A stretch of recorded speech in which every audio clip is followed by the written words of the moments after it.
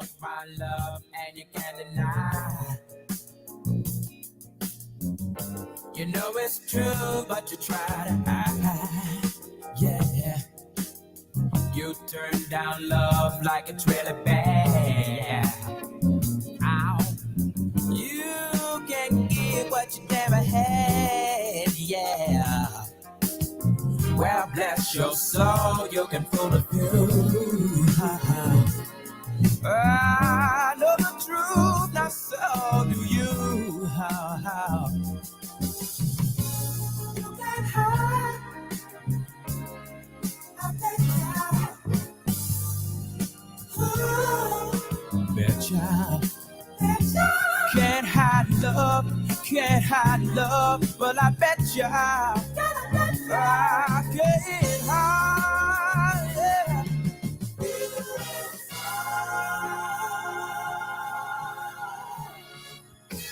You can't pretend there's nothing there. Girl, look in your eyes, see you care. So why not stop trying to run and hide?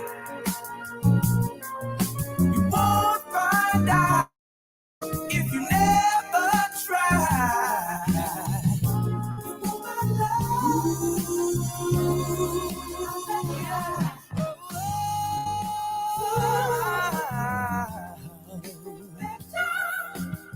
You want my love.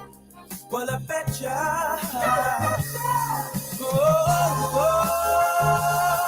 The feeling is high. Love is about the time we're kissing, yeah. Can you find the time to listen? Life's about the time to love you, yeah. And you find the time to listen, yeah.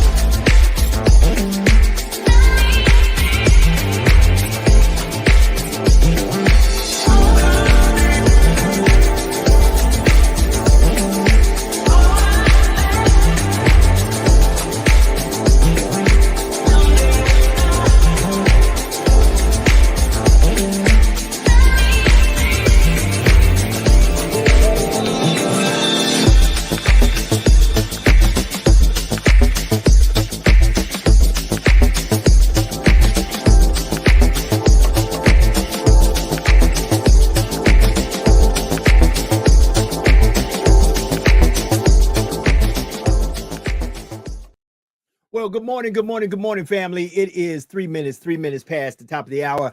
The lone single horseman in the building today. Yours truly, Joe Dupree, 100 BLK, the Black Station. You can check us out at www.the100blk.com with another hashtag Truth Be Told on this 11th day of April. A lot of people in Southwest and South Louisiana, be exact in the South period, are recovering from the storms that passed through within the last 24 to 48 hours. A lot of people don't have power. A lot of people are still recovering from all that has occurred. And we send our prayers. We send our be careful, be safe. And as the storms are now approaching other areas of the United States of America, be careful, be careful. Those storms were vicious and rough that hit us yesterday. We actually broadcast through the storms. Yours truly, Joe Dupree in the building. Of course, the four horsemen is myself, Brother Fatim, Sister Jax, and Sister Shauna Sayas, better known as the Conduit. We coming. Everybody coming. It's just that, the NAN is going on right now. In New York City, the NAN is going on, celebrating 33 years of fighting for justice. And good morning to everybody. Click like and share. Please click like and share. We're broadcasting live on Facebook, on YouTube, and on Instagram. And let me just tell you how you can follow us in case you're not following us. If you want to follow us on Instagram or Facebook, you can go to @the_JDMS, @the_JDMS, or you can follow my personal page, which is Joe Dupree Anderson. That's DUPREE-ANDERSON. Now, if you want to follow us on our YouTube channel, and our YouTube channel has just kicked off, we're trying to build up our followers. You can get us at @100 BLK Media, @100 BLK Media. We're going to be all over the place coming up this summer. We got the Essence Music Festival. We've got HBCU football that's getting ready to kick off sooner than you think. Before you know it, it's going to be August and September, and football will be here. But we're going to be all over the place. And of course, we're going to be right here every Monday through Friday from 8 to 10 Central Time, from 9 to 11 Eastern Time. So tell a friend to tell a friend, share this with a friend. How is everyone doing? As I see people begin to get into the chat room. Yeah. Good morning to Miss Rhonda. Good morning to Miss Bridges. Listen, tell a friend to tell a friend. We're in the building. We're in the building. Please click like and share. Click like and share. Click like and share. Click like and share. Yeah, the NAN is going on right now, and it is in full swing and full effect. We've got Brother Fatim, who is there in New York City at the Sheraton, downtown Manhattan, and it's when I tell you it's going down, it's going down. If you can still make it there. If you're in the tri-state area, you want to go to the NAN registration. Be exact. Let me pull that up for you, where I can let you know how to register, so you can be a part of all the fun and the festivities at the NAN. Because it's definitely the place to be if you're trying to get information to your community about how we make the struggle relevant. And it is justice, and it's not just us. Many a times when it comes down to what's going on in the justice system, it is just us. It's nobody else but us. And this is a place to go get empowered, get inspired, get around some people who are definitely talking about what needs to be talked about, not only to bring changes in justice, but bring changes just all over. Reverend Al Sharpton has been on the forefront of fighting for what is right, especially for people who are Black and brown. And you need to, and I'm going to pull up just some of it here and put it up here for you, where you can see that the NAN is in full effect. It is definitely in full effect. And hold on. Let me do this first before I do that. Yeah. So you definitely need, if you're in New York City or in the tri-state area, this is the place to be right here. This is the place. The NAN. The NAN. It's actually in full effect. Today is the second day. It started yesterday and it goes all the way to the 13th. And there's just a few of the panelists and hosts that you can catch at the NAN, National Action Network. It's their convention. like I said, and listen, it's going to be off the chain. It's happening now. And you can still join in. As you see the number down there, if you want to register, if you want to go, there is the number that you can and the website that you can get registered, National Action Network .net. So it seems to be I'm solo bolo today for a minute. It's 8 minutes past the hour. Brother Keith, how are you doing today? The NAN is in full effect, as I was talking about that. We go into a smorgasbord of conversational pieces on this show, and we talk about what we believe matters to you. So what I want to do, first, let me ring the bell. I need to ring the bell. That bell right there is for everybody who's celebrating a birthday, an anniversary. Everybody out there, that today is your special day. That bell right there is for you. So as you celebrate this day, be it whatever day it is, your birthday, anniversary, or just your special day, good morning, good morning, good morning. Brother Douglas Guitry is on the line. And look, as we see right now, I've got on my Southern University, and Southern University is one of the historical Black colleges and universities here in Louisiana. And Brother Guidry and I are working on taking about 15 kids, high school kids, to not only see Southern, but to see Grambling also, so that they can experience being on a college campus as they begin to make their decision on leaving out of high school, going into higher education, should they choose to go into higher education. We're showing them some historical Black colleges and universities to give them other options, because I always believe the blacker the college, the sweeter the knowledge. Not saying that other schools ain't good, because I graduated from a PWI. I am a graduate of the University of Maryland, College Park, Maryland, and that's where I did do my undergrad, but I did my graduate at the Grambling State University, where everybody is somebody. And I would infer to you that if you're going to go, you can go to both. I enjoyed my time at both. I really did. I am a true Turpin at heart. Me and Testito, we good. But the time I had at Grambling State will be a time I will remember until I take my last breath. So I can definitely tell you the HBCU experience is like no other. So tell a friend to tell a friend. If you have kids thinking about going to school, and I know they might be looking at the major schools, they may be looking at the Alabamas, they may be looking at the Purdues, the Connecticut's, they may be looking at the USC's, they may be looking at the Stanfords and the Oregons of the world, the Texas, University of Texas, and all these institutions are great places. They may be looking at the Marylands, but definitely tell them to look at the Howards. Tell them to look at the North Carolina A&Ts. Tell them to look at the FAMUs. Tell them to look at the Southerns and the Gramblers. Tell them to look at the Texas Southerns, the Langstons, the Lane Colleges. Tell them to look at some of our HBCUs, because I'm telling you, hey, it is going down there. I tell you that. I tell you that right now. So, should I open up the phone lines? I should. So let me open up the phone lines, family. I'm going to open up the phone lines right now. Phone lines open, 225-250-8770, 225-250-8770. It is Turn Up Thursday. Turn down for what? And family, if you got something you want to talk about, let's turn up. Let's talk about it. Of course, I always try to tell you we are here to talk about sports, the culture, and we'll talk about politics. And let me get into some quick politics. An election is on the horizon. It is April. So that means you got May, June, July, August, September, October, November. In seven months, we will either have the same president we have right now, or we'll have a new president, which was a president we had. Because the only two people running is Joe Biden and former President Donald J. Trump. And that's President Joe Biden, current President Joe Biden. And I'm telling folks, you need to start paying attention.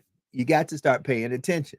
If you don't pay attention, what's going to happen is you're going to wake up in November and you're going to be like, my God, what happened? At the NAN right now, you see him. There's my brother from another mother. WBLS in New York City, 107.5, producer of the Open Lines. Also, producer of Keeping It Real with Al Sharpton, and he's there with Al at the NAN. It is my brother from another mother, Brother Fatim Muhammad. Brother Fatim, how you doing this morning? Man, I'm good, man. It's amazing. I woke up, pulled out my, normally I have my tie and everything on. I realized I bought a cufflink shirt with me. With no cufflinks. No cufflinks. So Brother, I have done that more than once when I travel. I've never did that because, and it's crazy because I'm not wearing a suit, but the shirt is a cufflink shirt. And the shirt I had on for the dinner last night, it has like these built-in buttons that look like nice cufflinks. So there's a men's warehouse around the corner. I mean, it's about, they say it's right around the corner. So I can go there after, and then I couldn't access the Wi-Fi. And I was like, why? And then I see my computer, it needs to do an update. So I had to restart and it had to update. Woo. So that's why I'm a little late. I didn't oversleep or anything. And I think that's a nationwide update because my computer, I woke up a little late, but my computer said, do you want to do the update now or later? I said, no, I can't do it now. I got a show to do it later. My servers are updating and with all the inclement weather that we had here that I know is moving toward your way. So be careful, family. That weather that just left out the south and the southwest, it's headed toward the northeast and the east. So be careful, and it's headed toward the southeast also. So if you're in Alabama, if you're in Florida, if you're in South Carolina, North Carolina, if you're on the East Coast of Virginia, all that, be careful because the weather that hit us yesterday, it hit us, and it really did a big job. If you see some of the national news outlets are reporting on how it just really tore up parts of Louisiana. They experienced some hurricane, not some hurricanes, some tornadoes, which we're used to the hurricanes, but we're not used to the tornadoes. And, with those tornadoes coming in, it was like, oh my God. So once again, my brother Fatim, how was the first day of the NAN? Give us a rundown, brother. It's amazing that yesterday, normally when you get here the first day, Wednesday, you usually have overlapping seminars. So what Reverend Sharpton did is he had fireside chats with like individuals. So they only had to use one ballroom. So when the next panel came in around the time of his radio show, it was hard to pull guests because the main guest was on the panel. So I had to work and be creative. And, we talk about a lot of young people, man. And Reverend Sharpton has a youth arm, part of the National Action Network called the Youth Huddle, headed up by his daughters, Dominique and Ashley Sharpton. So we brought on 3 young brothers. Come on now. The oldest brother was 18 at Morehouse. These brothers, let me just tell you, these brothers laid it down. Because what happened is the brother that's sitting in for Reverend Sharpton is his Michigan chapter, Reverend Charles Williams II. And he asked the question, what will get people out there to vote? And one of the young brothers got up there and he said, one of the things that won't get us out there to vote is that you continue to pump that the anti-Trump, that's why we got to vote. There's other issues that we got to vote about. This is coming from a person who's less than 18. So then the guy from Morehouse happened to mention that Trump came close to their campus. And the host was like, what? And there was no uproar, Trump. So he wanted to continue the conversation after the commercial break. And I, as the producer, because I don't host this show, I said, brother, that's the problem. Y'all are so Trumpmatized that you want to talk about Trump. This young brother wants to talk about Vice President Kamala Harris coming to the campus and taking questions from us. Every time you hear Trump, and I told the host, y'all lose your mind when you Trump. We know what we got to do, but it's the same thing. Host, as soon as you talk about Trump, there's a lot of other issues that affect us. Trump sometimes sucked the air out of the room where we need to be talking about nation building, community building, but we don't talk about these things. We don't talk. I said, we got 3 young Black brothers sitting here, and we're going to sit here and talk about why there was no uproar because Trump came close to the campus? Or are you going to talk to these young people when you talk about young people don't do this and young people don't do that, and you got young people sitting across from you doing those things. That's what, and the young people looked at me and hey, and that's real. We negate the resources we have that are up and coming, because some of us are so set in our ways that we just don't believe that the next generation is here and the next generation can take over. It saddens me how many a times in our communities, the reason we're failing is because we got old fogies sitting in powerful places that ain't doing jack. And that's the point. And then these old fogies got to be the one who pull out the sword and ordain you to be the next one coming up. No, sir. No, sir. I know as a 56-year-old African-American male about to be 57, my time is setting. If it has not already set, I already look for individuals. My oldest son, a lot of folks don't know, he does a lot to do with everything that you see on the screen here. 100 BLK, Praise 100. He has a lot to do with it, and I turn the reins over to him. I'm able to wake up every morning and just talk. And family, we got to start cultivating these young folks, and we got to stop telling these young folks, you don't have enough experience. The reason they don't have enough experience is because you haven't sit them down at your feet and allowed them to observe you, because you've been so covenant with the power. I saw that in elections here not too very long ago. One of the individuals that was running was probably a very good individual to be groomed to be put in a position of power to help legislate and to govern. But no, all that was being said throughout the campaign is I'm experiencing, you're not. I tell people, if 12 years ago the hood still looks like it looks today, if 20 years ago the hood still looks like it looks today, and you've been office 12, 20, 10, 15, how many ever years, come on, family. We've got to see some relevant change. And the relevant change can't be, we saw you go from rags to riches and nobody else went from rags to riches. Exactly. And I'm looking up something real quick here, Joe, due to the fact I want to give this information real quick because a lot of things happened yesterday. Let me see if I can get his name up here. Is that, and why can't I remember this? Joe, what was the gentleman's name that got that it started with a T, that got killed by the Memphis police, the Black Memphis police? Memphis. And I should know that. Memphis is my hometown. And that happened not too very far from the neighborhood that my father has a house at. Tyreek Nichols. That's it. Tyreek Nichols. That's it. Tyreek Nichols. So yesterday, after the Young Brothers, after that panel finished, I ran in the back and I had text attorney Benjamin Crump. So he was there. Okay. He was part of the panel. So I ushered in Benjamin Crump. I ushered in the former Baltimore prosecutor. Okay. Marilyn Mosby, that they went after. They going after those type of prosecutors. She came in, beautiful sister. And also the father of Brother Nichols. Tyreek Nichols. And I was looking for his name again because it's so important that we remember his name, Rodney Wells.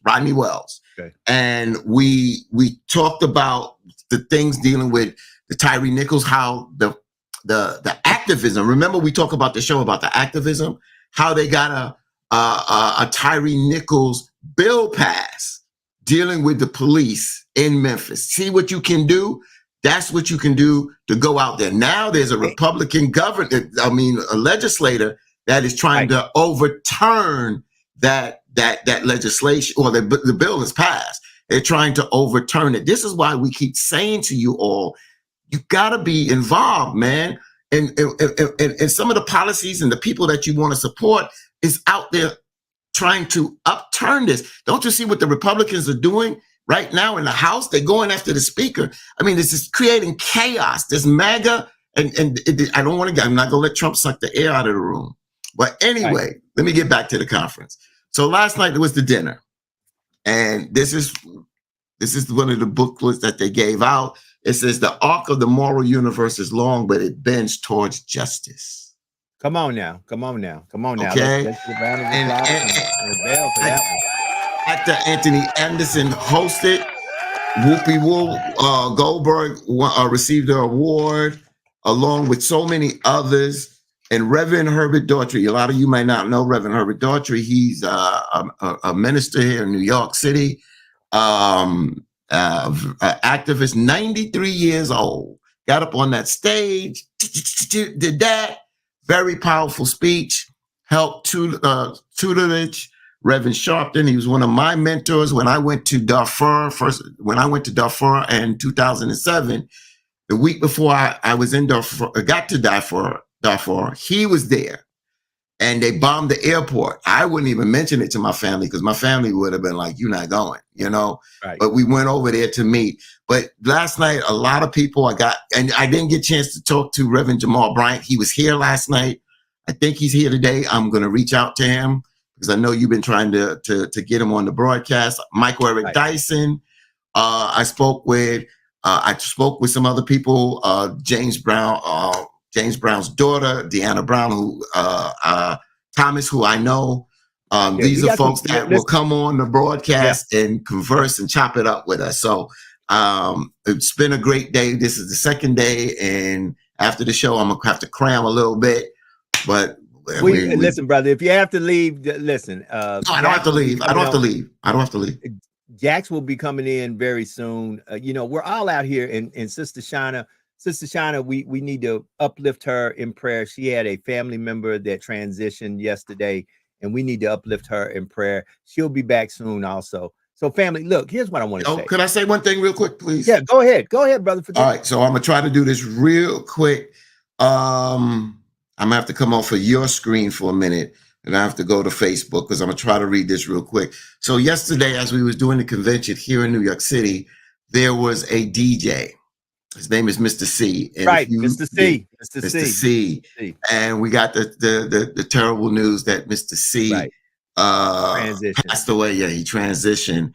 And he was over working at 94.7 The Block, where my former program director, Skip Dillard, is headed up over there. And I ran into Skip last night. So let me just read this real. What's happening? Tell Skip what's happening. Yeah.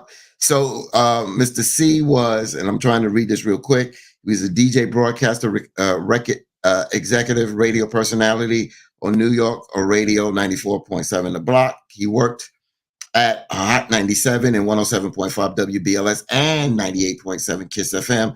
He was the DJ behind rapper Big Daddy's Kane debut in 1988. He was also an associate executive producer for the Notorious B.I.G.'s 1994 debut album, Ready to Die. One of the nicest persons there. When he was at Hot 97, there was some controversy that came up between him and his sexuality.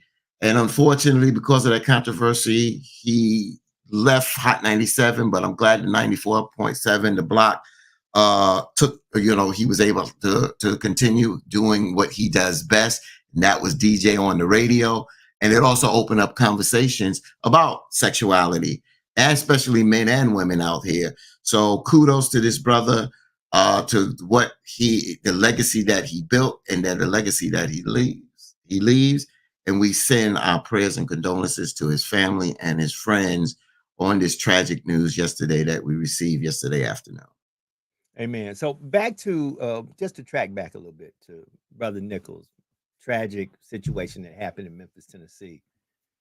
This police brutality was not Caucasian police officers, but were Black police officers. And as you know, I'm from Memphis, and I talk to folks who know folks. Sadly, this was all over jealousy. And once again, what I said yesterday, and I stand 10 toes down with it. When you hire certain folks to certain professions, you need to make sure that they're not misabusing those professions or using those professions for their own personal vendettas. Advertently, this brother must have ran into one of these officers' ex-wives, ex-girlfriends, or I didn't get the whole story, but ultimately it was a bunch of jealousy, and I'm a police officer. Oh, I can do this to you, and I can get my goon squad to do this to you. No, no, your job is to protect and serve. Your job ain't to bully folks when you find out they're trying to talk to a girl that you want to talk to, and all of a sudden you go roll up on them with the badge and the lights and say, hey, boy, you better not talk to so-and-so. No, but that happens. That happens. And then people don't want to act like it happens. And here's the sad thing. Sadly, in this case of police brutality, it wasn't white policemen. It was black policemen. So once again, who told us to hate us? And that you had the mitigated gall and audacity, not as a man just to confront a man, but no, you got to confront them with your boys in blue, with your police, and you do a heinous and terrible crime to an individual. That's sad. That's sad. And I'm telling you, yesterday I wrote a little monologue on Facebook. I'm sick and tired of being sick and tired when it comes down to folks who are always trying to make whatever it is you doing minuscule to make themselves look big. You got to watch them folks with that conversation. What you doing over there on that little podcast? What you doing in your little business? I heard you had a little event going on. Oh, you know, I know Mr. So-and-so and Miss So-and-so.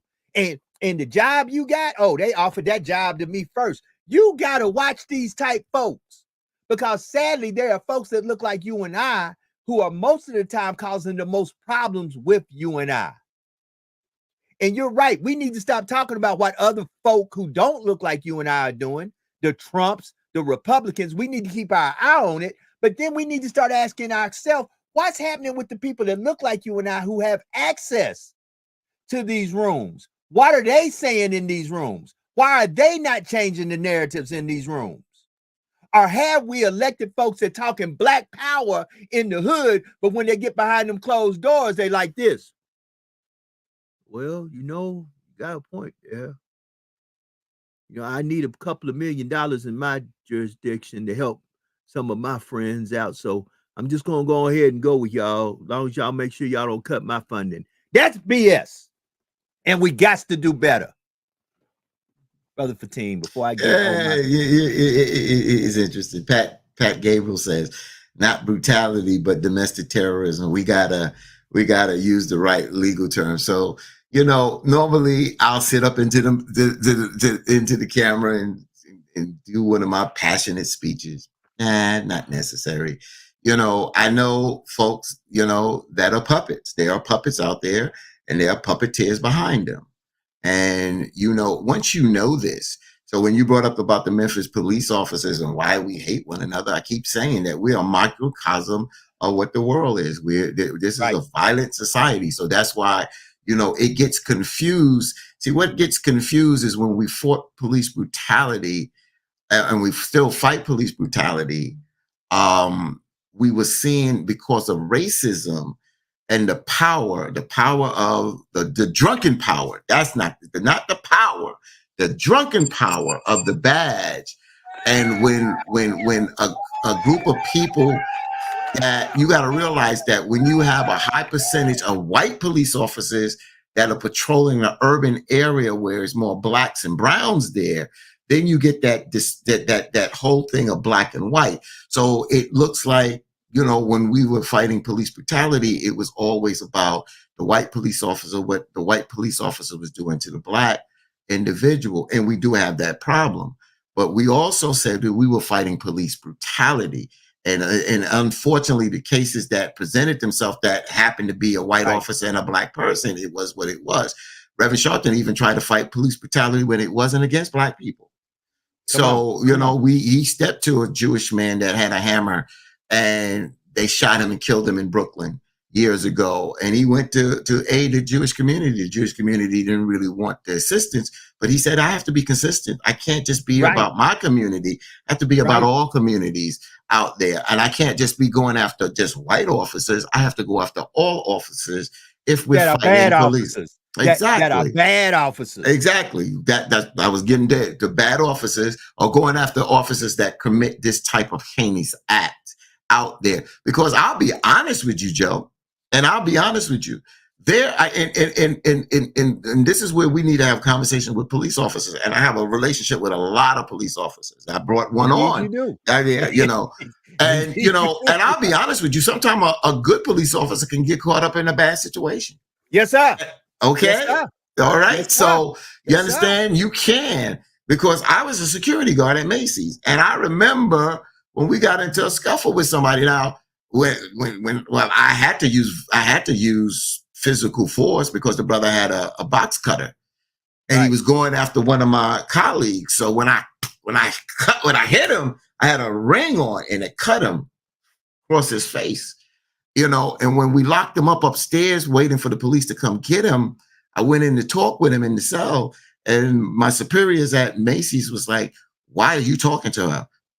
Because he's one of us. That's Right, why. right. And I went in there and sat with this brother, and I'm 25 years old at the time.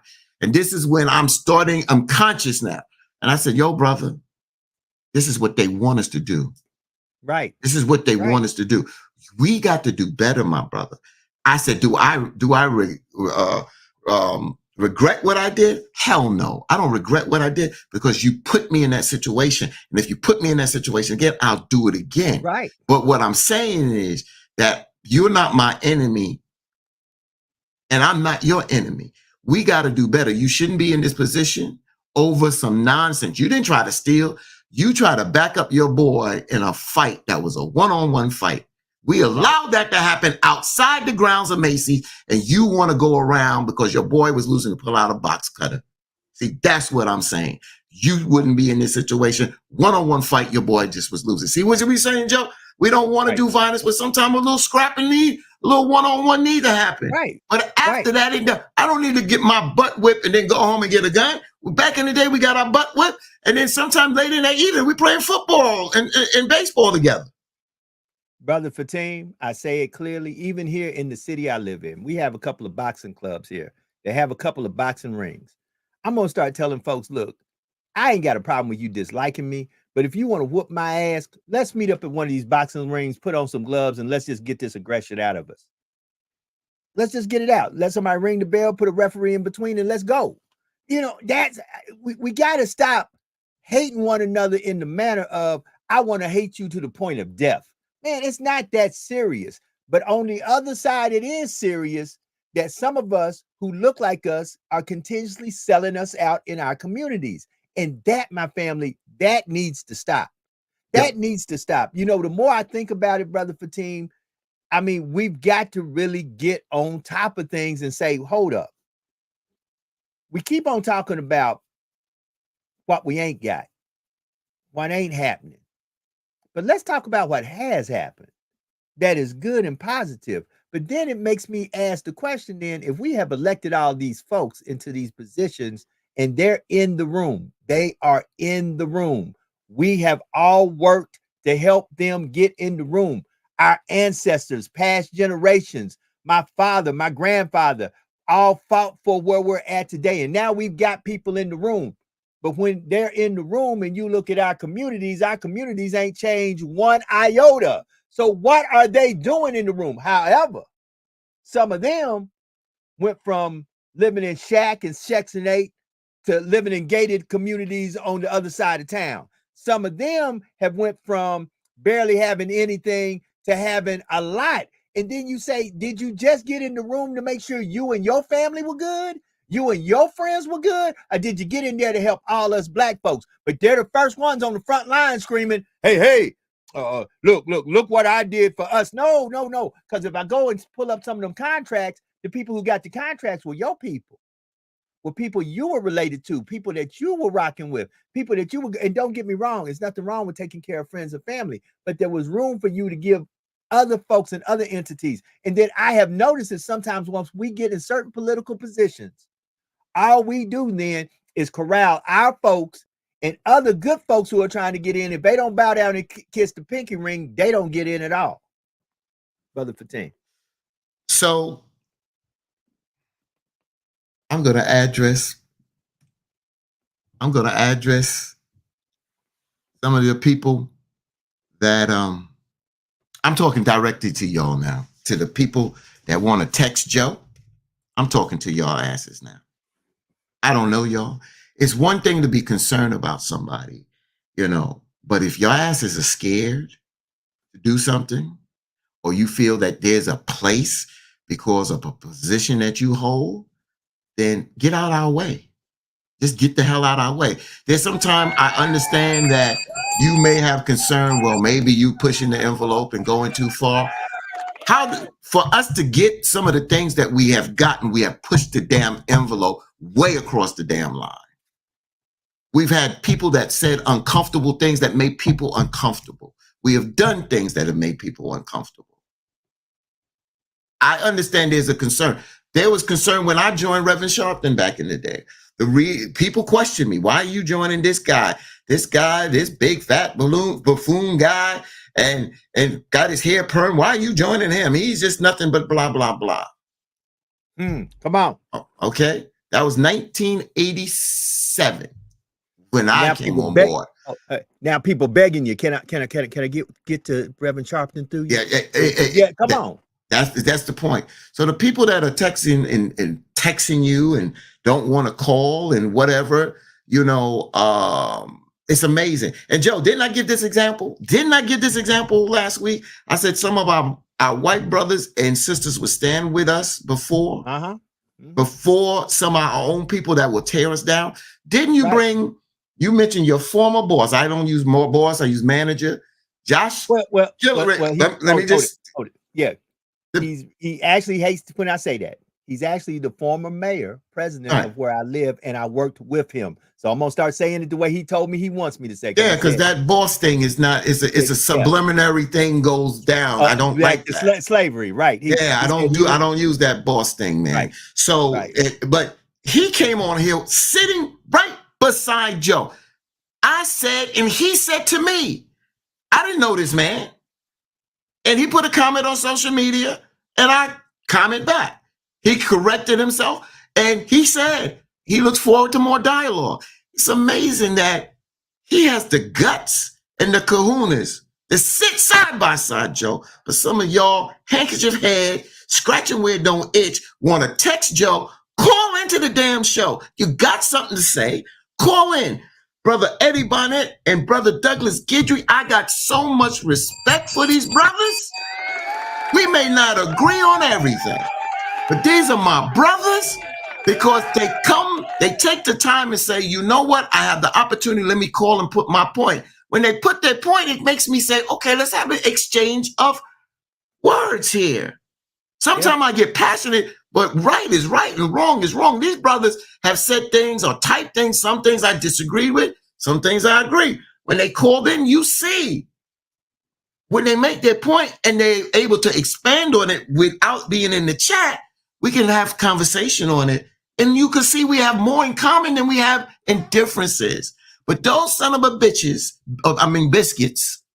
that are sitting behind, that are doing I don't get the texting because I'm past that now. I'm past that. I'm past that. I got people walking up to me and saying to me about the conversations I have with the governor, this, that, and the other. I don't bite my tongue. I'm not disrespectful, but I'm gonna ask the questions. Charlemagne the God on the Breakfast Club. He's at a competitor station from my sister station, Hot 97. And we have Ebro in the morning. These brothers push the envelope. Let me big up my brother, Ebro in the morning. I've known this brother for a long time. He's made people uncomfortable. But people come on the show. You know why? Because they have a platform that people listen to. They are reaching people that some of you can't reach. They're reaching audience. Why do you think? And look at the people who have been on Charlemagne or Ebro. You look at the Honorable Minister Louis Farrakhan. You look at, I'm not a fan of Candace on, but you look at the plethora of people that come on their platform. But we got to criticize every damn thing. So when you look at Joe's little podcast, we are maybe in our in the second month of doing a podcast that we don't get paid for. Do you understand what I'm saying? That we do it out of our love of our heart. Bookmark that, Brother Fatim.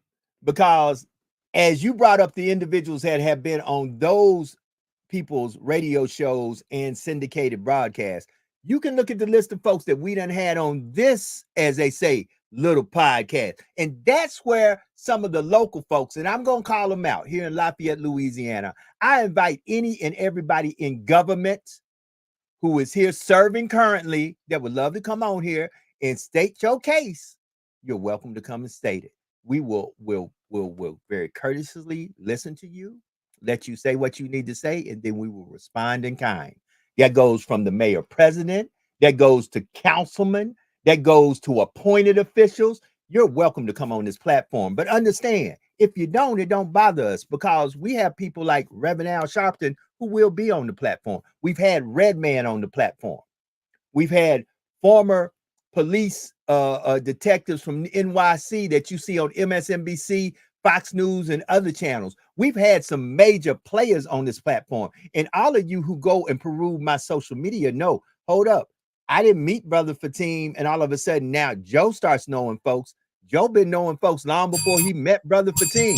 So at the end of the day, baby, don't call me short at all, because the same brothers that serve in the legislature in Tennessee that got kicked out, I can have them on the show. I have their cell phone number in my phone. Hold it. Sister Van Zant, Ayala, I can have her on the show. So family, stop with the malarkey. But local folks who all of a sudden want to make it seem like you more than what you are, hold on. Anybody who wants to talk local politics right here in Lafayette, Louisiana, in the state of Louisiana, from the governor on down, I done called you out. Y'all welcome to come on. You're welcome to come on. I don't care if you're Republican or Democrat. To be exact, I pretty well know where most of the Republicans in this state stand. I want to hear what you Democrats doing about it. That's what I want to hear. I'm going to put it out there. Since y'all always talking about what you're doing and this, that, these, and those, you know, somebody brought up something to me yesterday, and I'm going to bring this up to y'all. How many of y'all buy a house with money in the bank, with the money in the bank to pay for the house? Raise your hand. See, people try to talk that crazy politics stuff because you don't understand how government operates. Let me tell you something. Most of you, if you go buy a $50,000 car today, you don't have $50,000 in the bank to cover that car, but you are credit worthy enough and you're working at a place enough that they did the evaluation to say, you can buy this $50,000 car because we can stretch the loan out to a certain amount of time, charge a little interest where we make the money, and you pay this monthly note and you get the car. Well, that's how government works, believe it or not. Government ain't out here literally talking about we're going to spend $555 million on this project. They make a payment plan for it. Because if they had all the money at one time to pay it at one time, they would do it. So stop with the malarkey, because I'm so sick and tired of people telling me, oh, we didn't have money for this project. You don't have money for no projects. Yeah. I can go right now and pull a sheet at any local government municipality. They can show me what they got on the books. They can tell me what they got slated and what they got ready to go, but they cannot show me where they have the money and the funds to pay for it. Believe it or not, most of your municipalities are 1 or 2 tax cycles away from being bankrupt. Now, how you like them apples, since y'all want to throw something out there? We, the people, support the government. And the government is supposed to give us, the people, the governance of our support. Brother Fatim. So this society, and when I say this, I'm not saying, I mean, we can bring racism in it, but sometimes we can have the conversation. Racism is definitely in the room. But one of the things about this society is that it's taught people, black, white, or indifferent, how to be good servants. And what do I mean? Meaning that they taught you how, and we talked about this on the show, they taught you how to be a good employee. They haven't taught you how to be a good employer. They have not taught you how to be a good entrepreneur, because if they did, then it would not be the capitalist system/society that it is, that a small few benefit from, because the masses do not benefit in this capitalist system. I'm not saying throw the system away, because someone say, well, Fatim, what do you hear? What do you have? What I'm saying is that we need to teach our youngs better, because we keep preaching to our young, because we're not teaching our young. We're preaching to our young, because if we're teaching our young, we would teach our young how to become better in just about any and everything that they do. So that's why I say we preach to them. And last week I gave an example of a fictional movie, The Mat. But I remember speaking to Frank Lucas. We had Frank Lucas once he got out of jail, and they was doing the movie about him where Denzel Washington played him. We were able to secure an interview with Frank Lucas. And Frank Lucas did it his way. He did it the illegal way. So I'm not supporting that. But what I'm saying is, look at this person that society would have thrown away. Back then, if you know anything about the drug game in New York, especially when it came down to black folks, not the mafia, I'm talking about black folks. And there's a black mafia, and that's another story. But Nicky Barnes was out in Harlem. Frank Lucas came out also in Harlem. Nicky Barnes had the market cornered in Harlem with drugs. I'm not exemplifying, I'm just proving a point. Frank Lucas was able to cut out the middleman. If you watch the movie, you'll see he cut out the middleman, where he dealt straight with the person that was shipping the drugs over. You saw how he got to use his mind to ship the drugs over. Then he came up with his own identity for it. The point I'm trying to make is that Frank Lewis, Nicky Barnes, society would have thrown these individuals away, say they were nothing. They didn't have this kind of education. If they would have went on job interviews, they would have got minimum wage. You see the empires that they built, even though it was an illegal empire. Well, the point I'm making, Joe, and to our audience, is that they had a mind. But the way society is structured is out there for people to fail or be good servants. Come on. That's the point.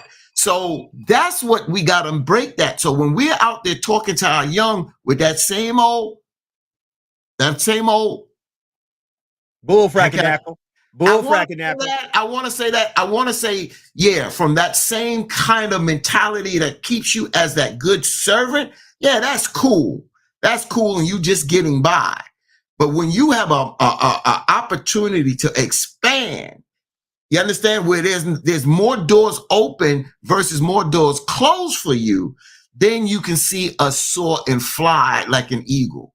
You understand what I'm saying? So you got to realize, when you're preaching to these young and telling them to go out there and get a minimum wage job where they pulling in illegal kind of money, and they can buy their mama's house because they saw their mama scrub people's floors. You understand? Right, they saw their moms on welfare, but they can go out there and buy their mother a house in cash, as you just talked about, Joe. See, when you say something, Joe, they can go out there and buy that cash. Right. You understand what I'm saying? They can get the things, and not that it's just about materialistic. It's about finally being able to get something that we strive so hard for, that once we work to our bones are almost skinless, once we get it, we only get it to enjoy it 5 or 10 years. That part. Listen, Brother Fatim, you are so right. Right now, I've been binge watching again Snowfall, and I highly recommend people go watch Snowfall. And once again, we're not exonerating or uplifting the dope game, but let me show you how I compare our dope game mentality in regular everyday life. One of the things in Snowfall, they showed how crack cocaine was invented. The first thing folks wanted was that recipe. See, folk watch you in your success to get your recipe. They want your recipe, and then they want not only your recipe, they want your plug. That's why I get the text messages. That's why I got the hate. That's where the envy and the jealousy comes in. It's just, and watch this. It didn't start with Joe Dupree and Brother Fatim. It started back in the Bible days. That's why the rich ruler rolled up on Jesus in his gold chariot. And how can you roll up on a brother in sandals, walking everywhere, ain't got nothing, and say to that man, hey, bro, you see me in my Bentley, you see how big and boisterous I am, but I want what you got. What did Jesus have that the rich ruler couldn't buy? He had favor. See, there are some things money can't equate to.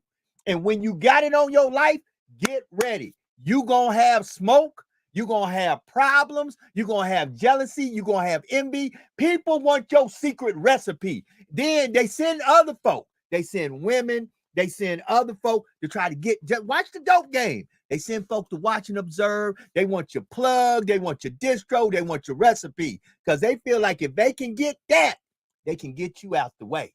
And they can begin to do what they feel like you doing because ultimately they want to be you, but they can't be you because you got a secret recipe. And too many times we got to understand why we as people love Power. We love BMF. We love all these shows. We love Snowfall because that is really showing us not only through the dope game, but that's showing us through everyday business life, everyday entrepreneurship. Every day, if you work for somebody in your office right now trying to figure out your secret recipe. How is it that every time the boss asks him to do this, he's able? Some of you are anointed. Y'all are blessed. Y'all have something on you that folk can't figure out. And they trying to figure it out, and they trying to imitate it. They trying to duplicate it, and they trying to do their best to say, I can do what he does or she does, and I can do it better. And at the same time that they're smiling in your face, in Mr. Charlie's face, they hating on you. And that's what I believe is happening in politics. In politics, we elect these people who are smiling in our face, but behind closed doors, they just trying to make sure they straight, they folks are straight, and actually they're hating on the actual community that put them in the position to uplift the community and get the community rolling. Now, not all of them, but some of them. And those that are doing that need to be exposed, and they need to get the hell out of office. As Brother Fatim said, y'all need to get the hell out the way, period. Or we'll roll over you. That's it too. We just roll over you. That's why sometimes I don't waste my time with them. You know, somebody's put in the chat earlier, ignore them. Nah, you know, I don't ignore anyone. I don't ignore anyone. I don't allow it to affect what I'm doing, because if you ignore, see, I remember when people say, if you ignore your enemy, then you don't know what your enemy's doing. Woo! So I don't ignore them. I just don't let it affect what I'm doing.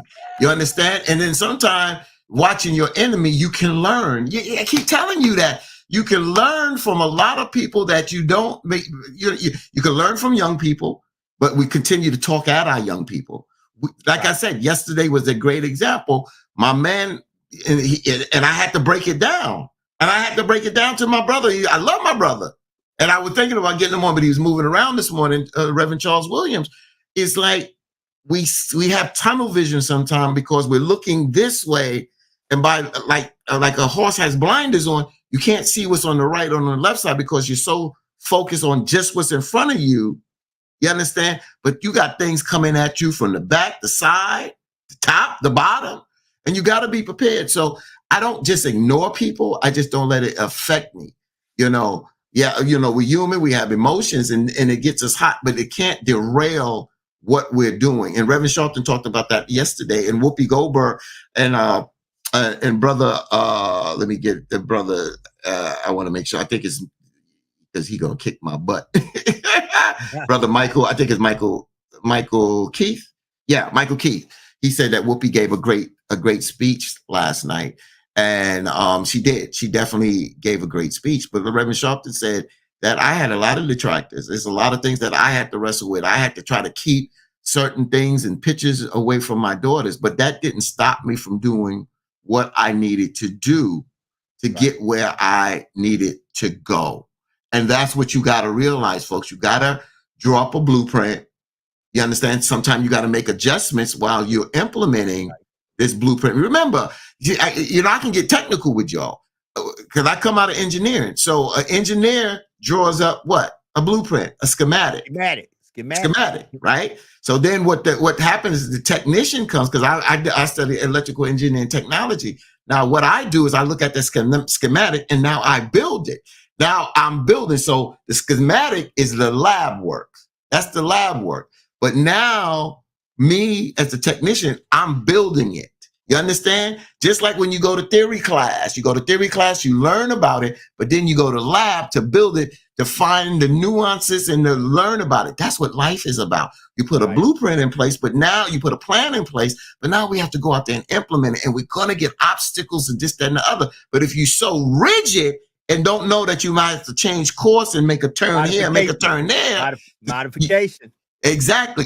Modifications. That's what life is about. So on here, I don't like to complain a lot. I like to point out the distractors, but I also like to give our people what can we do better. Because one thing about us, and I'm gonna tell you and the folks in the chat, and I appreciate it, but we love a good sermon.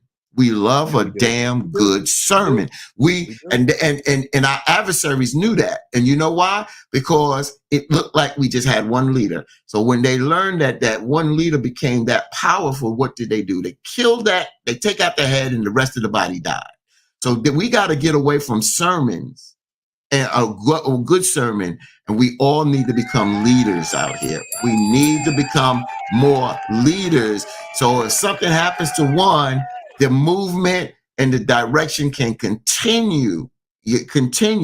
And those leaders, those charismatic leaders that want to hold on to the power just for their own, you're hurting us as a people, because now you're drunken with power, that you are also that powerful. But if you don't set up minions behind you that can continue going forward, then what happens? And we see that in the Bible, we see that in history, and we see that today. We love a good sermon. We applaud Minister Farrakhan, applaud Reverend Sharpton, applaud President Barack Obama. But where is the President Barack Obama in you?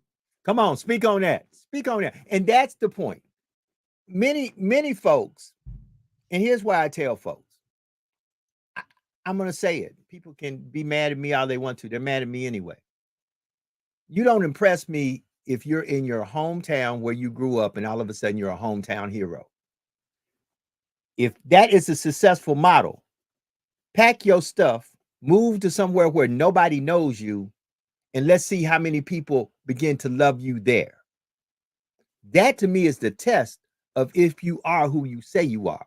Because when you are around folk who know you, folk who grew up with you, people who saw you when you were in high school or whatever. Yeah, anybody in their hometown can be a hometown hero if in their hometown, that's where it happened.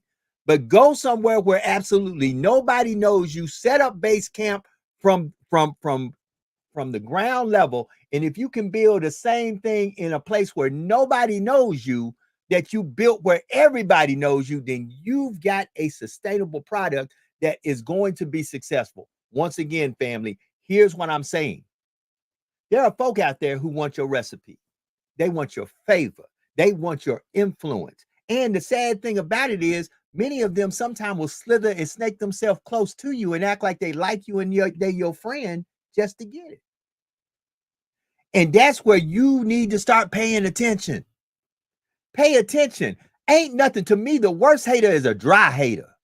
A dry hater is a person who literally watch people facial expressions when you say certain things.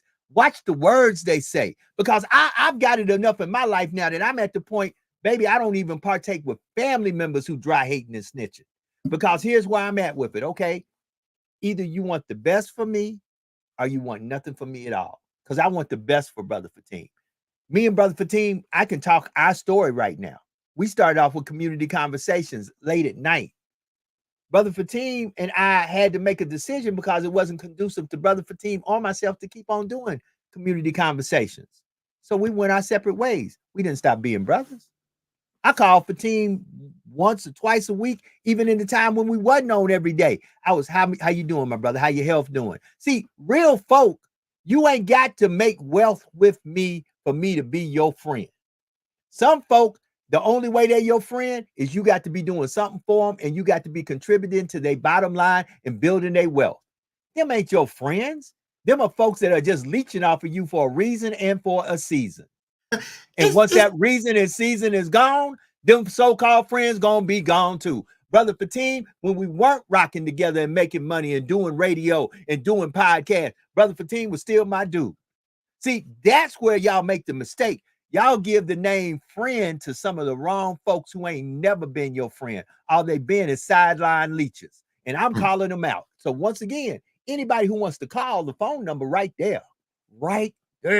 And anybody in my local area who wants to come on here, I can send you the video link. You can call in. You can do whatever you want to. But I'd be damned if you try to, on the smooth, try to be like, oh, you know, Dupree ain't about nothing. Say it to my face. Come on here and say it to my face.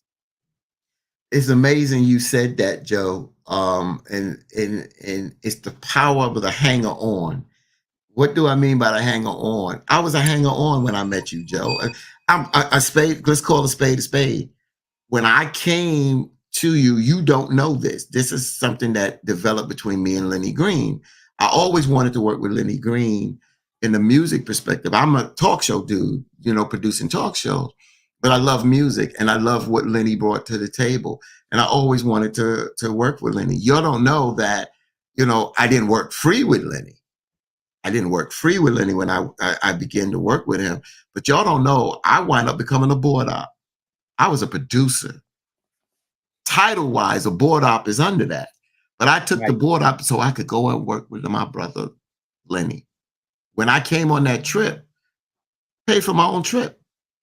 And definitely wasn't going to put Lenny in that position. I was a hanger-on. If you notice, Joe, I always stayed in the background. Sat in the back seat. I didn't ask to get in the front seat. I don't care how tall I was. I sat in the back seat. Lenny got there to do an interview. I sat on the side. I knew my role. And some of us got to understand our role. You got to understand to be humble at times. What happened? Look at the relationship here. And we brought the bridge maker. We brought Lenny on here. I surprised Joe and brought Lenny on here 2 weeks ago to talk about us and what we're trying to do. When I met my late wife, she was a hanger-on. I was supposed to meet her girlfriend. She happened to be there when I met her friend. She happened to be there because I was supposed to be hooked up with her friend. Look at there, met the hanger-on, my late wife, 32 years together. You understand what I'm saying? So two beautiful daughters. There you go. So you don't know, thank you. You don't know what, you got to understand, sometimes we got to play a role. Going back to power, Eddie Bonnet wrote, power should never be held on, but disperse amongst the people. Now, Eddie, interesting comment, and I know you could elaborate more on that. So I'm not saying you're wrong, because I know the way you wrote that, you could probably go in one direction. I'm going to say this. Yes, I do agree that power should never, I don't want to use the word it never should be held on, because you got to be responsible with power. And you can't disperse it if the people can't do it. And I learned that one time when Reverend Sharpton said to me, I left New York to go run for president. There were so many activists in the city that criticized me.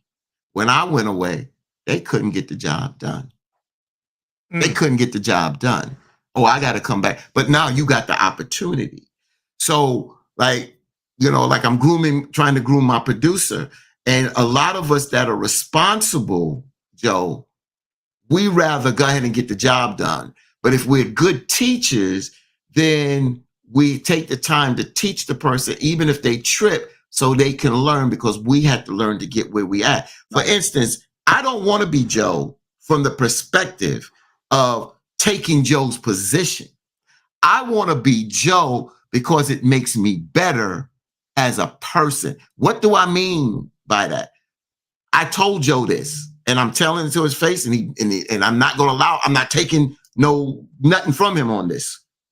Joe's a great communicator. I don't do morning shows. I was a producer. I fell in this position 5 years ago because the host transitioned, and I felt that this programs that I host now needed to live on, and I understand the formula.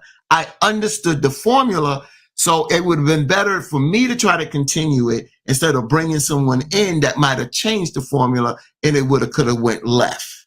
Why don't we still straight going like this? Joe is a great communicator. I sit back. He did morning shows for years. So I love the way he communicates and how he moves in and out and this, that, and the other. I told Joe that. So the last time when Joe had problems, I was able to implement some of the things that Joe has done because I've learned that it's nothing wrong with being a good student, because you may have to sit in that leadership role for a moment. And when you sit in that, you want our audience not to lose anything because that person is not there. That's what life is about. That's what life is about. And I told Joe that, and I mean that to my heart and my core. And that's it. That's it. I'm looking at the television, the news. This is the news. And they doing a thing on DJ and producer Mr. C right now. And, again, our prayers and condolences. But getting back to that, everybody is not entitled to lead. And unfortunately, that's the problem. And even if we teach people, some people just are born leaders. Why don't we have so many Dr. Kings? Why don't we have so many Malcolms? Why don't we have so many Sojourner Truth? Because a lot of our folks don't have the total characteristics or the total package to do what they did, or we would be further in life. And that is the conundrum. That is where lies the rub. Brother Fatim, you brought up something, and I want to talk to people about heavy lifting. I was training for a while, and it was hard for me to lift a certain amount of weight. I couldn't lift it my first try. I had to train up to it.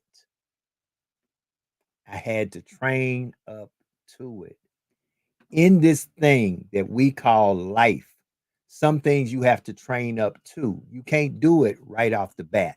And some things you can. Brother Eddie Barnett put in one word that I think is a deep word that we don't use enough from the inside in our hearts and in our minds. That's the word humility. Sometimes you need to humble yourself. Humble yourself. Brother Fatim, you have said a saying that I use now more than often. I say, just because you have the right to say or do something doesn't mean that you're right. And many a times, folk jump out there, say and do things and say, I had the right to say that. I had the right to do that. But it wasn't right. And then it puts us all in this category of being raggedy. See, here's how I feel. If one black person fails, we all fail. Because those who oppose us compare us to that one failure. However, on the other side of that door, if one of us wins, we all win. Now, sadly, the oppressor, the colonizer, and those we go against don't tell you that the same thing that happened on the negative side of the door happens on the positive side of the door. Instead, they come up with tricks and schemes that the ones of us who do win, they try to put us on their team. I wanted to hit y'all with that. I'll start listening to what's happening here. Because today I woke up with it on my mind on this Turn Up Thursday. If one of us loses, they then start talking about, look at them folks over there. Look at them. They're drug dealers. All of them. Look at them folks over there. They're animals. All of them. That's on the negative side. But on the positive side, let one of us get a degree. Let one of us not get a degree and then become a successful business person. Let one of us break the glass ceiling. Let one of us win.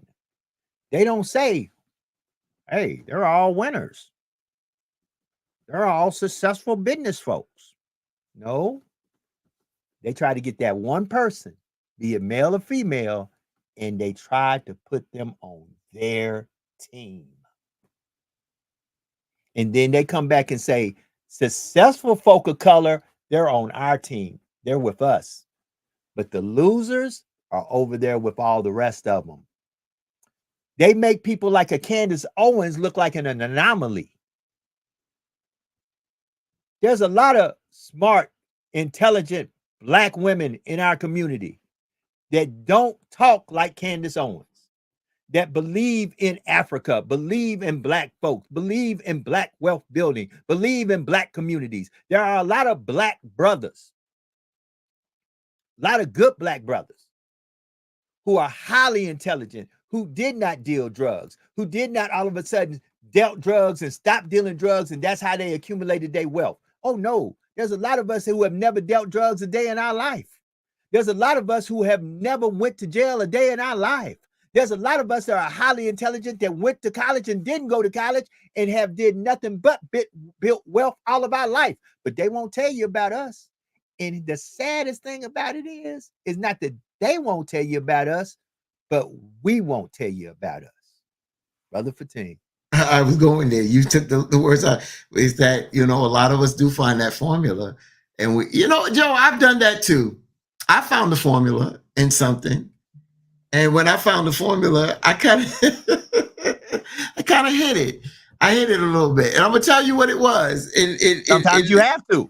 Sometimes for a season, you have to. I got to tell you this, as a young man coming up, you growing up and you hear your boys say, yo, man, the club was jumping last night. The girls was this, that, and the other. And I would go to the club. But my game, my talk game, my rap game wasn't, that strong back then. I wasn't a communicator like that, And then I started realizing that I was really meeting some really nice, down-to-earth women in places that I least expected it. I didn't look at it as a place to meet women. And I think me and my mother had a conversation about this. And I said, Ma, when I go to the grocery store, I run into women. I go to the laundromat, I run into some women. And she said to me that sometime you looking, like I said, tunnel vision one way, you miss the beauty that's over here. Once I realized that, I didn't tell my boys.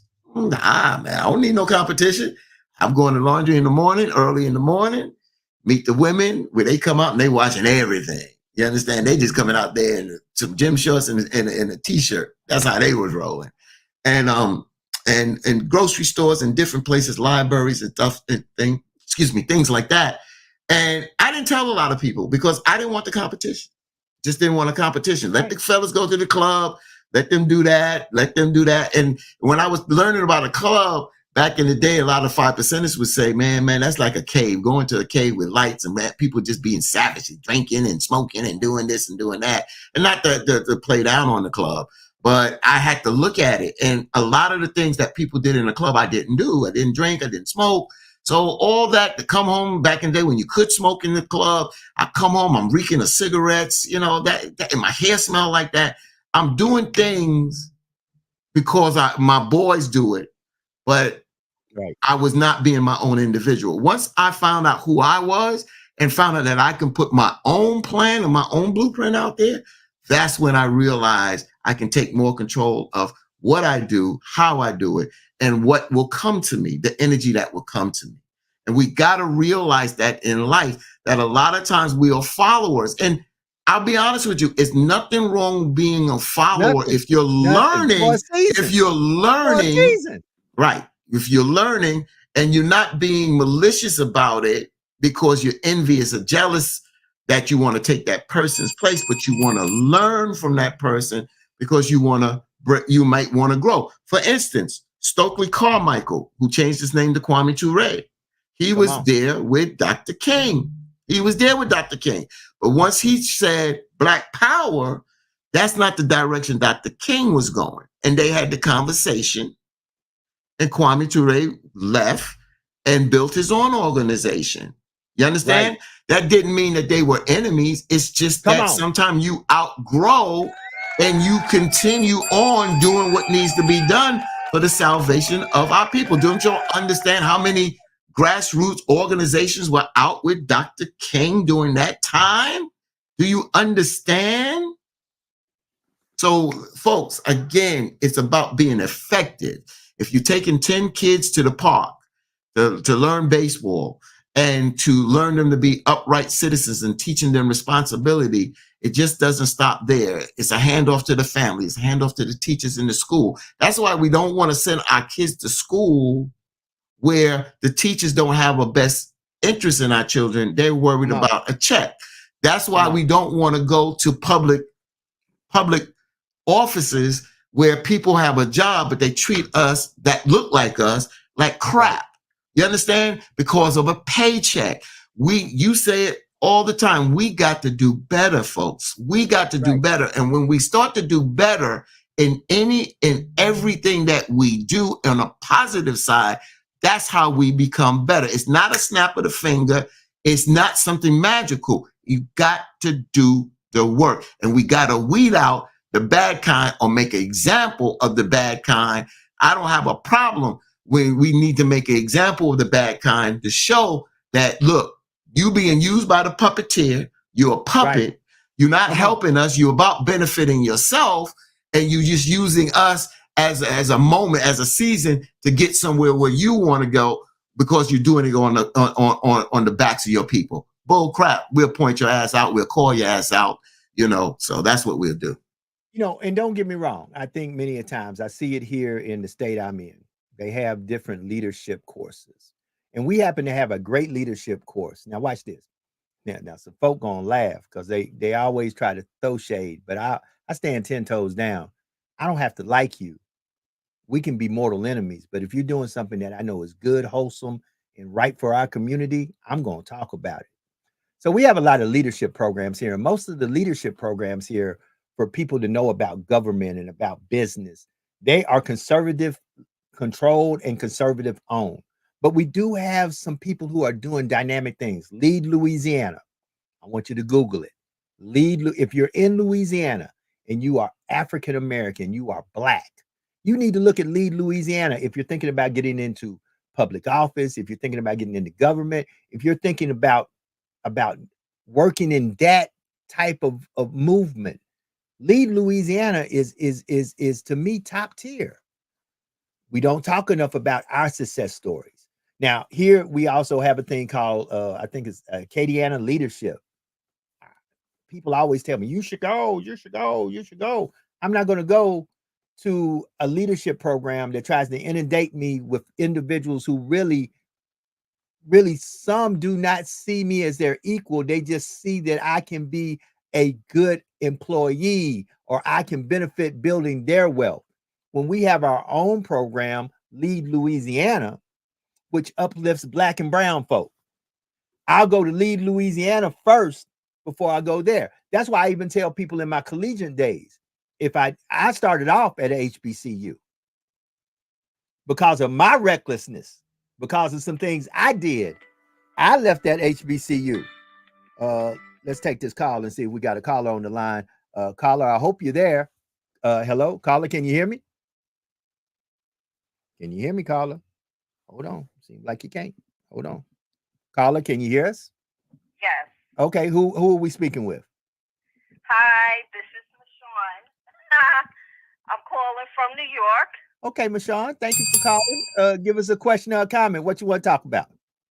Now, this is Turn Up Thursday now, right? Right, turn up. Turn down for what? Turn down for what? So, there's a lot of topics and a lot of issues that you spoke on today. There's a certain topic I wanted to talk to you specifically about, but it's so many. Even, brother, it's so many. It's like, let me put it all in one. Okay, come with it. Okay, so now you just now spoke on opportunity in education and things like that, which is still kind of hard for some reason to come by. Back in the day, we had a lot of programs and the information was out there. So now it's hard to find information even with the internet. And you also spoke on people interested who running for politics, right? Right. You spoke on so much. And I put in a comment, yes, even when they get in the door, it's closed. So one thing is opportunity. How is it available to us? And who's keeping the information from us? That's another issue. And I know that personally. Our resources, personally, and now speaking for specifically Black America. Come on. Because it's like the tables have turned from way back in. Let me tell you, they used to say to me, people who are if you're in your 70s, if you're in your 60s and up, they will say to me, well, you should have been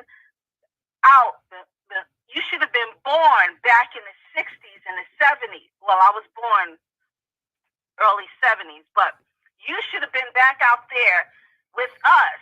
No, I'm here now to fight for what we do for this generation and beyond.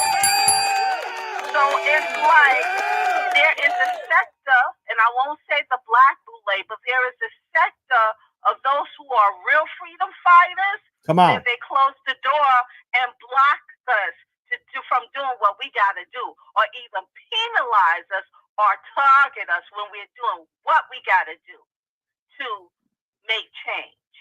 Sister, we thank you for the call. We're going to answer that. We're going to talk on that.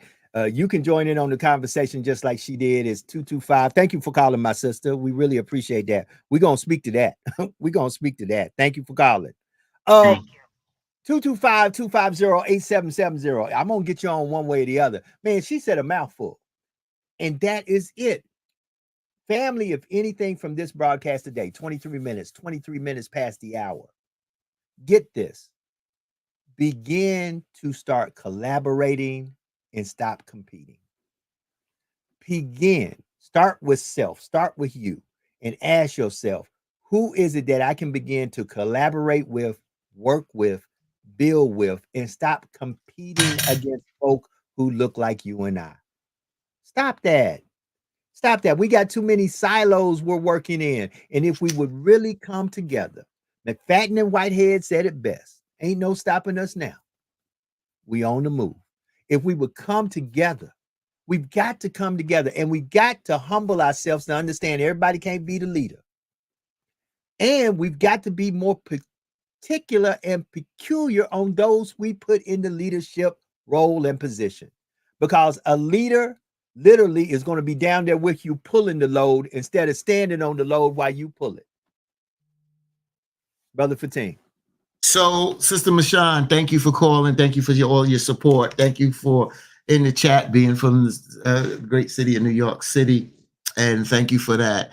I was quiet. I just wanted to listen because you said something that I had to let sink in for a moment. And somebody put out here about identity crisis. And when she said, this is what made me pause, is when she said, we had information out there before, but it's now harder to come by, even with the internet. I had to pause for a moment. I had to think about that. So I go back to, there was a thing about the word identity crisis out there.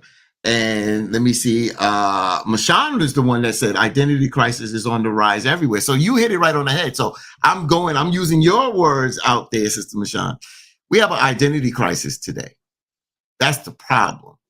So even with the internet out there, we have an identity crisis. So even though you can get on the ramp and get on the highway of information, the bottom line is, who are you when you get on this highway of information, the internet, to get this information? What pride do you have in you? What is the atmosphere? You talk about this being born in the 70s, and you go back into, let's say even go back to the 90s, where you in your 20s. So if you go back there, even though it wasn't the greatest, it definitely wasn't where we at today. You look at the music, you look at television, you look at the arts, you look at the people that you gathered with.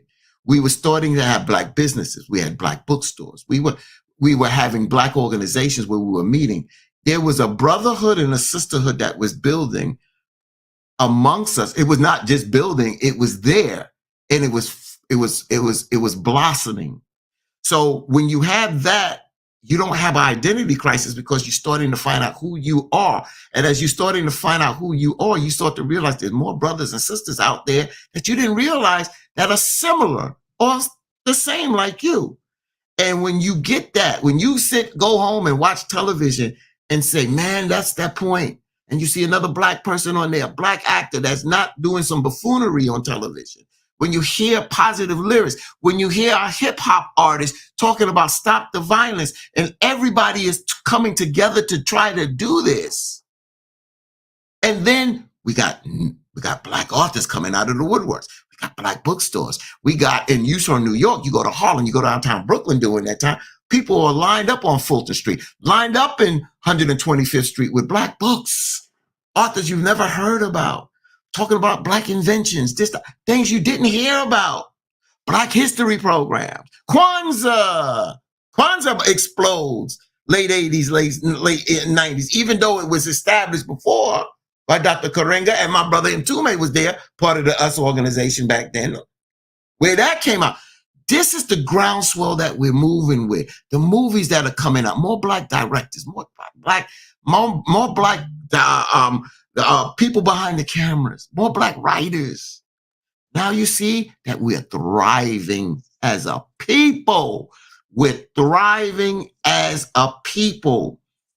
We have more identity with ourselves, Sister Mashawn. So when you brought up the identity crisis and how we, even now with the internet, it seems that it's less information. That's why, because they're cutting back on information. We don't have the television shows that shows black positive examples. Yeah, Power and BMF are nice, but those are not positive incidents.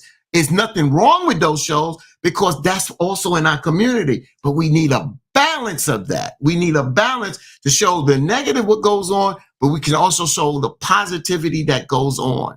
A lot of people didn't know that the new Bel Air that is after Fresh Prince is an excellent show.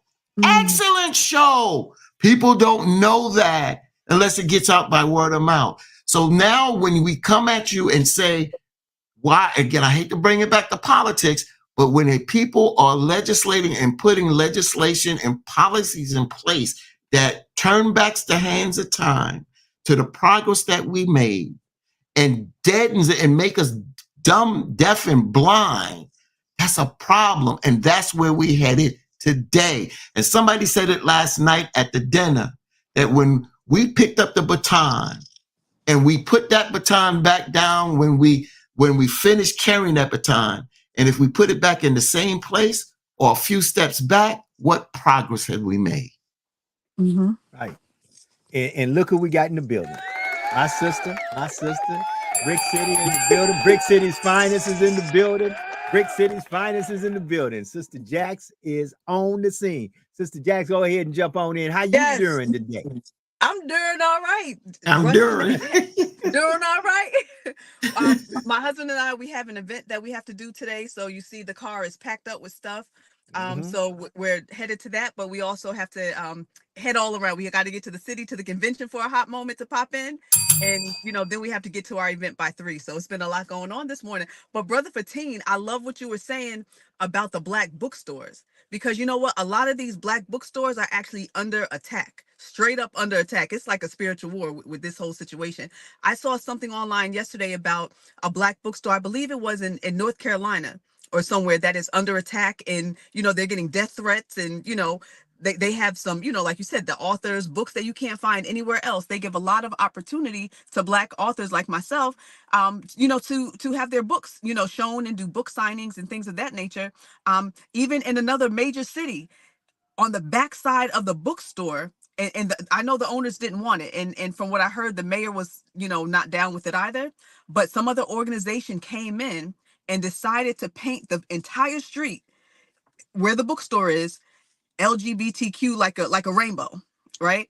And so it's so interesting because I know there was a lot of battling against it. And I know, from conversations what some people stand for, what they don't, but I know they weren't down with that particular rainbow walk. Like the entire middle of the street was that, the full street. So it just shows that, and to each his own. You know what I'm saying? To each his own. But we are still under attack, and it's a spiritual warfare. And they are even starting with some of our Black-owned bookstores and trying to make sure the doors close, because they still don't want us to read. We're allowed to read now, but they still don't want us to read. So by any means necessary, they'll do what they have to do to try to shut it down so that we can't get that knowledge. Or if we go to get that knowledge, we're distracted by some other things. So we just really got to wake up, like you guys always say, Joe.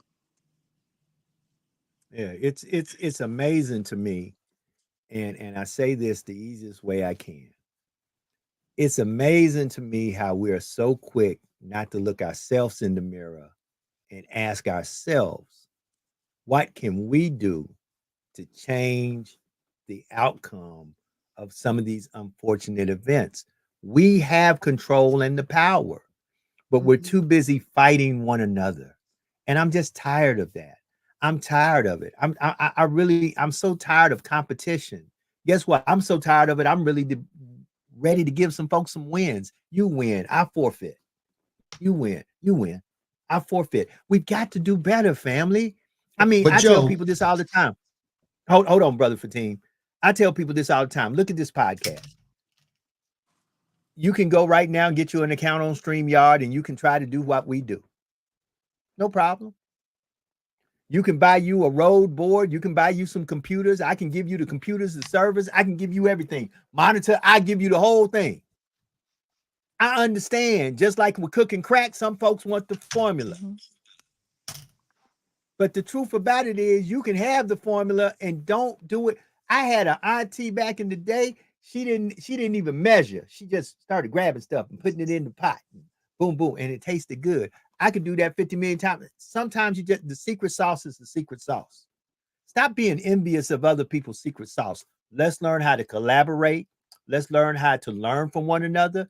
There are some things that Jax and Brother Fatim do I cannot do. I sit humbly and listen to them, and I gather my information. And when I can't do it, I give you a prime example. I was supposed to be doing a QR code. I got tied up and busy and couldn't do it. I should have called my sister Jax because I know she has the resources. I know she know the people, and we could have got that code done. Sometimes you got to just say, I can't do this. Let me pass it over to someone who can. Let's work more on collaboration. Family, if we would work together and really love one another, can you imagine where we would be? But no, we want to hang around the 4 M's. We want to hang around the messy, the manipulative. We want to mess around the miserable. Come on, family. We got to do better. so Team, go ahead. yeah, so and keep us all up here. Keep us all up here, please, Joe. So yeah, You're right, I don't Joe. need that And yet. you know what? I'm sorry. Go ahead. Yeah, I just want to say this, that when we keep saying that we got to do better, we keep looking at a lot of people trying to tear us down. There's another part of that equation that people are not trying to tear us down. It's just that people don't know and don't get involved. See, ignorance is a problem. Ignorance means lacking knowledge of. You understand? Because sometimes people don't know. They get caught up in the hustle and bustle. And when they find out, they'll be like, oh, I didn't know that. I didn't know there was a Black bookstore. I will support that. So everybody doesn't always know. So I have to say that. Now, Sister Mashawn, I remember, because I remember in the 80s where I lived in Flatbush Avenue, right across from Rutland Road. There was Head Start Books downtown Brooklyn on I think it was Bridge Street off of Fulton Street, between Fulton and Willoughby. You had A&B bookstores. But you said you can't find, in the chat, you said you can't find Black bookstores. Well, Black owned bookstores in New York City. Go and Google that. Google that. There are some stores here, Adani, 53 Bridge Street, that's downtown Dumbo, Brooklyn. Cafe Con Libro, 724 Prospect Place, Crown Heights. And there's different bookstores out there. So you can go out there and Google that. And I hate to do this. I got breaking news. Breaking news. Go ahead. Breaking news. Ahead. Well, it's just been reported. I mentioned about Mr. C, the DJ out of New York City. This is a more known person. O.J. Simpson is dead at the age of 76. Oh, Lord.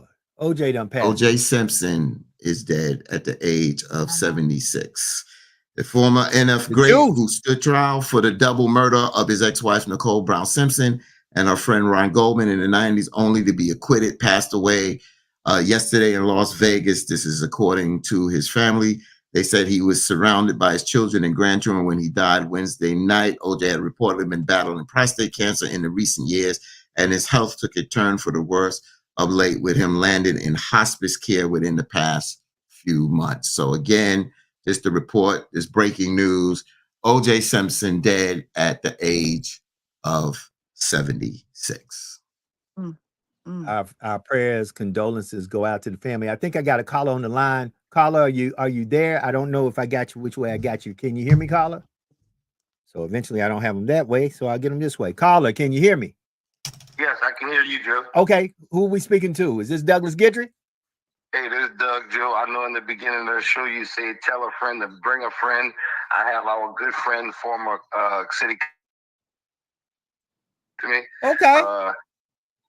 Hey, Pat, you got the floor. Good morning. How you doing? Hey, Joe Dupree. doing well, brother Pat. How you doing? Fine. Good to hear from you, man. I've been meaning to give you a call. Oh man, we got to get together. I'm glad. Definitely, we sure need to get together. We'll need to really definitely get together. How's everything going with you? Pretty Man, well? we on this podcast right now, and look, I'm glad you on here. I need Okay. you, brother Pat, to tell the people the importance of their vote because Wait, hold on. We need to know who Pat, what city council. We need information because, like Mashawn said, city council who, where, what, your political, right, whatever you are. Well, okay, so brother Pat, before we do that, you tell them that you're a former city councilman here in Lafayette, Louisiana. You were over the district I live in, District 1. So this is Pat Lewis, former. He's not on the city council no more, but former city councilman, right? So tell people the importance of voting. Come on. Well, yes, I started councilman District 3, and then it was changed to District 1. And but it's very important that every vote count. I don't care if it's one vote, you can win a race by one vote, you can lose a race by one vote. It's very, very important that everyone get out there and vote. It doesn't matter what your political party is, just get out there and vote. How important it is. But I remember when I was campaigning the first time, people were telling me my vote doesn't count. Yes, your vote does count. It doesn't matter, it counts. I mean, I can't say more than that. Is how important it is for someone to go out there and vote. There is people lost their lives. You hear it all the time. People lost their lives to give us the right to vote. I mean, I can't say more than that, but it's so important that a person vote. I'm glad you're calling me so I can tell people that it's important. I won my election by people voting for you, and I ran for a different seat. It didn't come out the way I wanted to come out, but I support people that vote. It matters. There's a lot of things that's going on in Baton Rouge. There's a lot of things that's going on in Lafayette.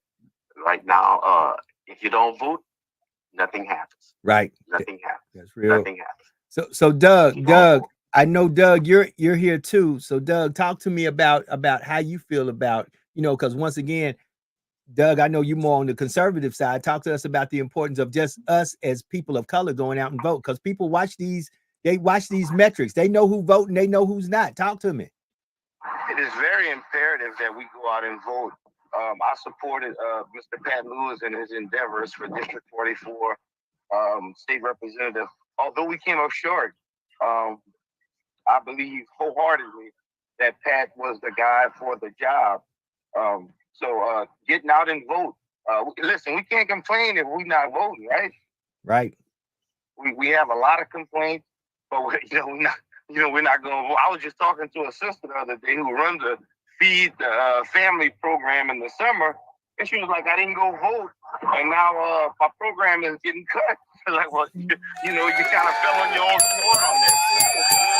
So voting is very important. Your vote counts. So November, vote. Can I add something today, especially what Brother Doug just said? Go ahead, Councilman. People lose different. I want to iterate what Douglas said, that really people lose their assistance, all type of assistance they have. They don't vote. They feel that it's just given to them. But you really have to go out there and participate so you can make a difference. If you do not make a difference and do not vote, things will stay just as it is. And then you complain, well, I don't get this, I didn't get this, I didn't get that. And it's because you're not exercising your right to vote. You have to exercise your right to vote so that way you can make a difference. As they say, a quiet mouth doesn't get fed. So going out there and vote means a lot. No matter what, the local elections means a difference. And Brother Dupree, I'm getting ready to have a little surgery right here, inpatient surgery. So they calling my name. So no, man, I appreciate that you called in. I had a question for the councilman, but we got to get him back because I want to find out some of the good things that he was able to implement. See, it's one thing to talk about voting. We need to talk about politicians that work for the people. And I want to talk about the challenges that he had, also some of the good things he implemented. It was nice to take the surface, but we need to get into the meat and potatoes here.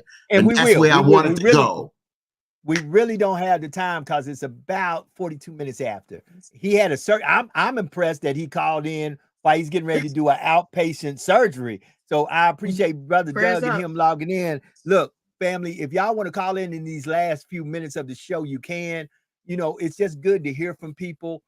You know, we need politicians that work for the people, and we need politicians. And once again, I don't care if you're Republican, Democrat, or independent. And I'm going to start at my local level. You're welcome to call in on this show. That number scrolls a point, and I'm going to invite some folks. I'm going to reach out to the communications director from City Hall. And even though I work for the former mayor, I'm going to invite our current mayor on the show. You know, hey, at the end of the day, we ain't got to agree and we ain't got to be friends, but I need you to govern this place to it where it can be a success. I'm not against you. I may not have voted for you, but once you win that seat, I need you to do everything you can to make this city win. Yeah, but and I'm here to help in any and every way I can to make that happen. Brother Fatim. Yeah, let me just say this and bring Jackson right behind me on this, along with me, is that, you know, we keep using this cliche, you know, and that's why I wanted, first of all, thank you, Douglas Guidry, for bringing the former councilman on, and I appreciate that. But we got to get away from this cliche crap. I hate to say it like this. We need to get out there and vote, no matter who you voting for, this, that, and other. I'm tired of that. I'm tired of that. That's bull crap.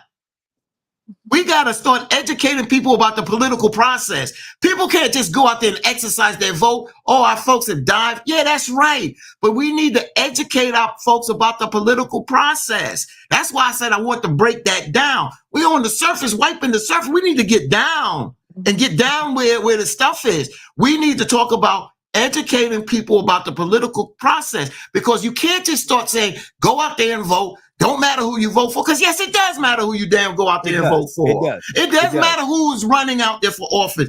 We need to become more astute about the political process. The process.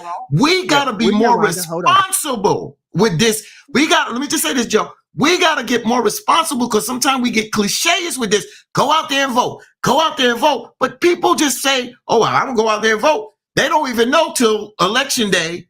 I don't even know who's running. We're not being responsible. We're not being responsible. You're 100% right. We got Miss Rhonda Harrison on the line. I'm going to let her say something, then we're going straight to you, Jax. Miss Rhonda, go ahead. Yes, I just have a comment to make about politicians, putting politicians in that work for us. We have politicians that have been in, mayors that have been in office for 20 years, 19 years. They're not working for the people. You can look at their communities. I left a community down south where the mayor is still there. I've been back home 13 years, the same mayor, and there's nothing changed. I come right here back to New York. I live outside of the city, and you got to have a mayor here for 20-something years. And the town has no resources. The town is operating in the 1960s. So when we put people in, we have to put people in that are open to change. A lot of people don't want to change at the expense of people. Good point. Good point, Sister Rhonda. We thank you for calling in. As we come down to the close of the show, I'm going to let Sister Jax comment on that. Sister Jax, go ahead.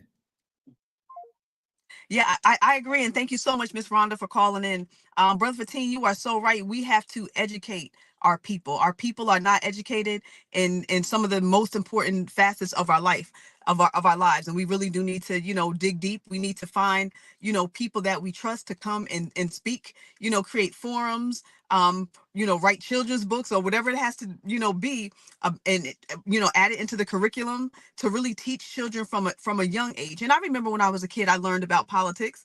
That wasn't my favorite class, learning about the, different laws and legislations and all that kind of stuff in the different branches of government. We had Schoolhouse Rock, where they had the little song about it.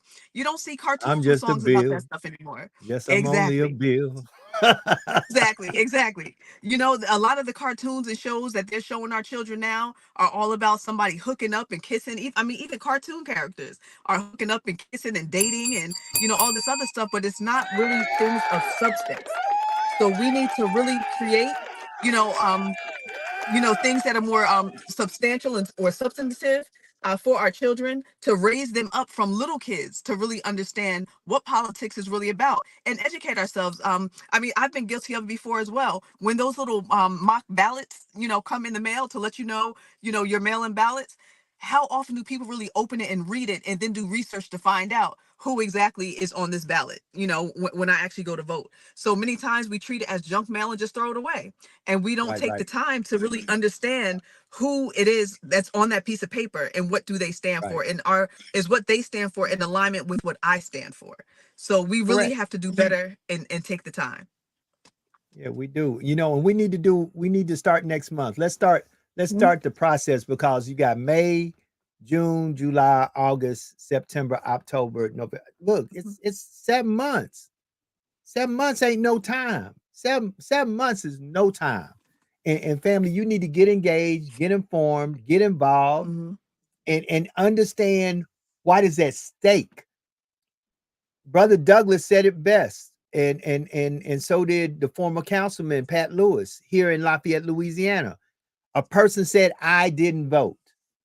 She had an after-school program that provided services and resources to the community.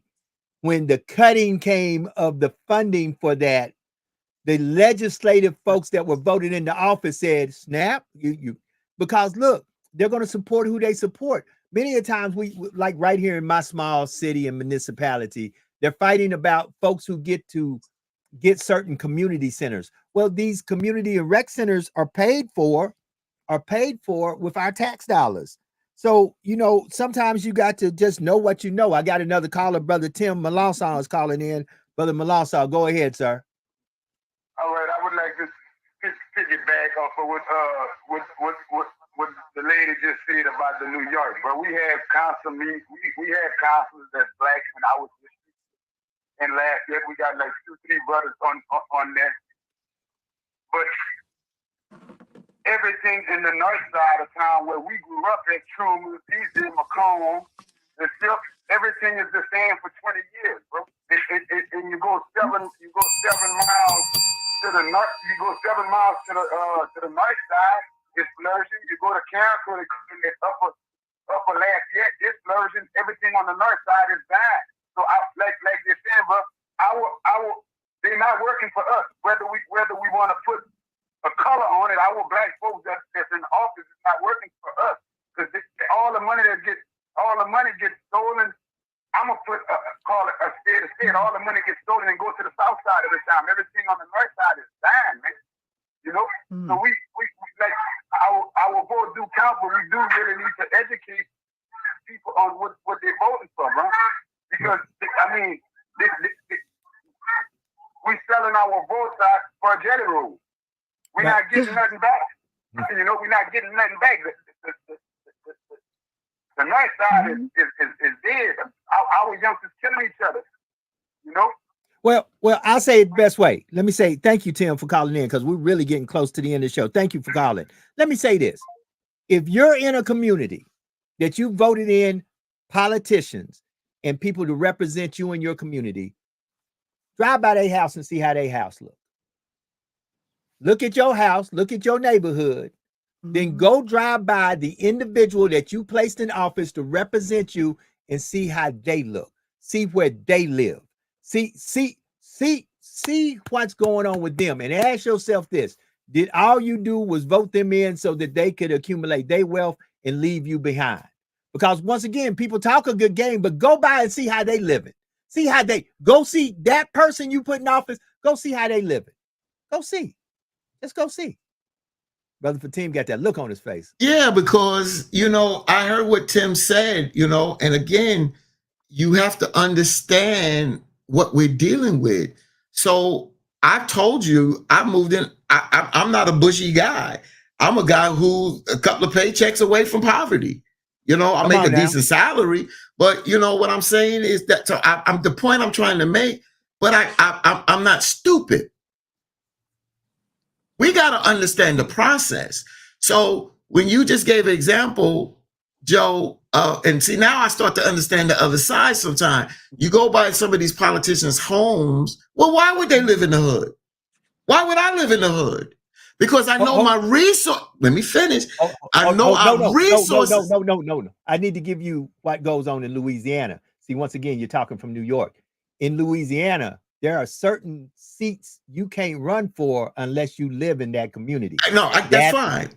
That's fine. But the point I'm trying to say is that you put yourself in a community that get the resources and get what you need, Joe. So when you start voting for it, like Brother Tim said, when you put these politicians in office in a bad area, it don't mean they're bad politicians. They starting behind the 8 ball. They're competing with these other communities that got clout, got pull, got resources that already has been allotted to them. Now you're fighting from the ground up. You're fighting from the ground up. You're fighting from the ground up, and then you're fighting with the people in your community to get better.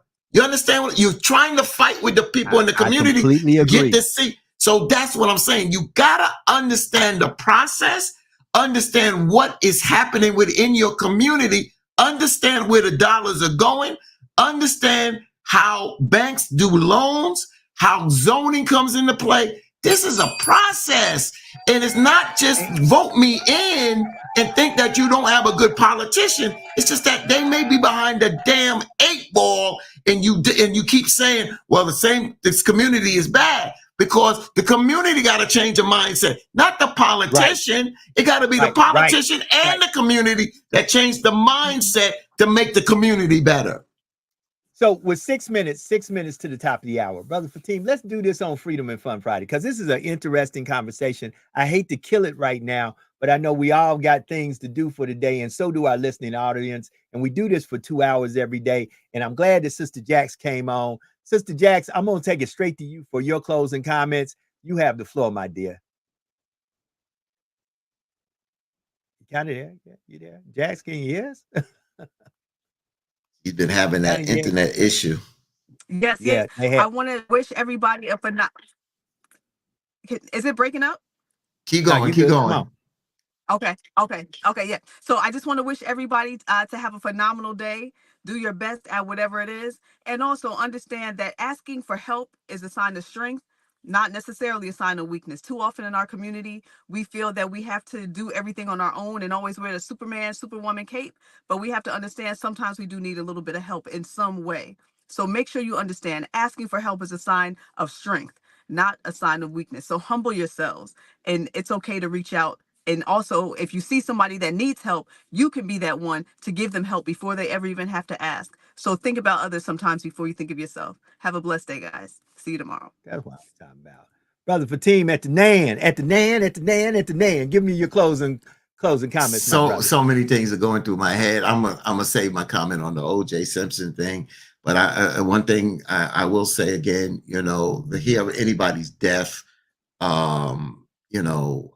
it's just makes you pause about death. And it's important that what you do in life, because you don't know, once we close our eyes, when you have to stand before your maker, then you have to deal with all your actions that you did here. So just don't forget that. And you have to, I'm at the second day for the National Action Network convention here at the Sheraton Times Square here in New York City on 7th Avenue and 51st Street, and get ready to go down and get ready to do the broadcast and attend some of these seminars. But I leave you with this, and I agree with Jax about humility. Before Jax came on, we talked about humility, but we also talked about, in which I keep saying, that you got to understand the process. You have to understand the process. We talk, we do a lot of talking, and a lot of times we're just talking on the surface. But we're criticizing until we walk that walk, until you walk in some of these politicians that are good. I brought on former New York City and state Charles Barron. And I brought Charles Barron on to show that you can stand up and still be a Black man and still go into politics and legislate and win and do it. But you got to understand what you're dealing with. Charles Barron understood the process. If he didn't understood the process, they would have been able to pull the wool over his eye, or he wouldn't have been able to help his community where he helped his community. So you got to understand the process out there. You can do a lot of selling on wolf tickets, but until you walk the walk and understand the process, that's just all you're doing is lip service. There are a lot of good politicians out there that are trying to do the job, but they're behind the eight ball because of the process, because of other legislators that don't see eye to eye with them, and they have the majority. So when it comes down to votes, you got to understand the process, folks. Get involved. School boards, community boards, start getting involved. Get involved with your children, your grandchildren's schooling. Get involved. Understand the process as you continue to elevate and learn more the political process. That's my words today. Learn something today. I love that. Love that. And I'm going to just end very simple. Be better today than you was yesterday. Do something today to help somebody somewhere, somebody that you don't even know, somebody who no earthly way they can even pay you back for what you've done. And always remember, I say it all the time, I always remember that there is no secret what God can do. What he has done for others, he will and he can do for you. For when God is with you, nothing or no one can stand against you. We up out of here. We'll be back tomorrow. Freedom and Fun Friday. Y'all have a good one. Good one. Have a good one. Have a great one. We out. Peace.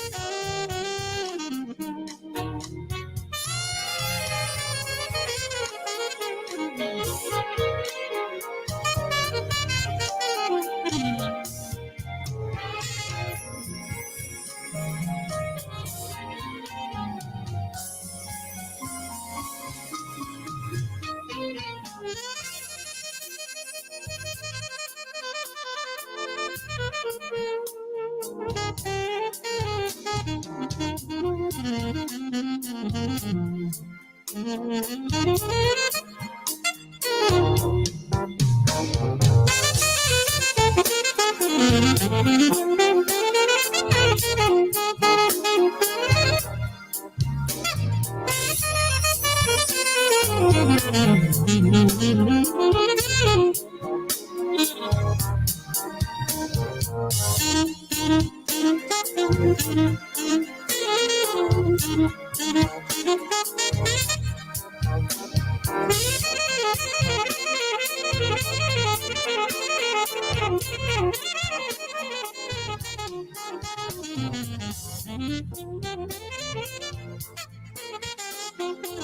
you.